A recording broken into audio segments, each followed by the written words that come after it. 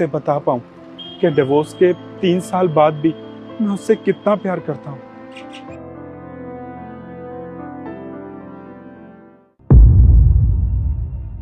प्रिया, तुम? क्या हालत बना रखी है तुमने अपनी।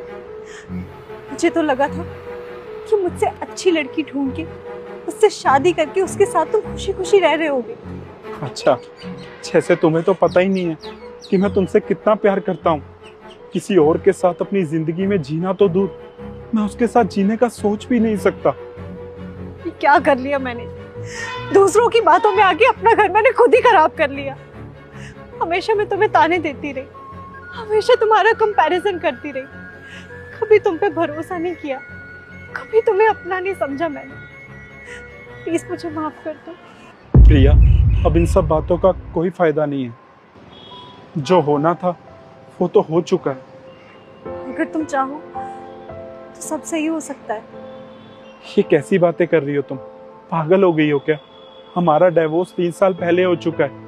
अब तक तो तुम भी शादी करके किसी और के साथ अपनी लाइफ सेटल कर चुकी होगी। मैंने नहीं की शादी। तुमने किसी से शादी नहीं करी?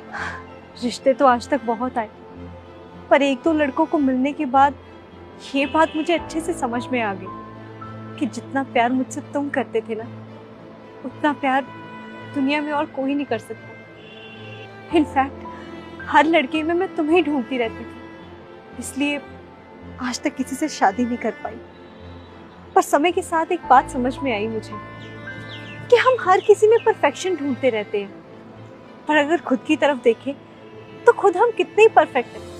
हमारे अंदर भी तो कितनी कमियां हैं ना, और एक दूसरे की कमियों को स्वीकार करके रिश्ता संभाला जा सकता है।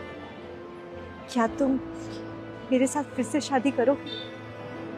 लेकिन एक शर्त पे, तुम हमारे रिश्ते को कभी किसी और के साथ कंपेयर नहीं करोगी।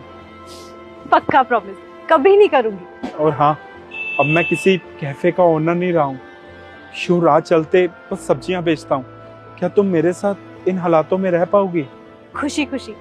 लोग तो बुरे काम भी करते हैं, तुम कम से कम मेहनत तो कर रहे हो, और मेहनत करने में कैसी शर्म। वाह, अकेलेपन ने तुम्हें कुछ ज्यादा ही समझदार बना दिया। पर तुमसे ज्यादा नहीं।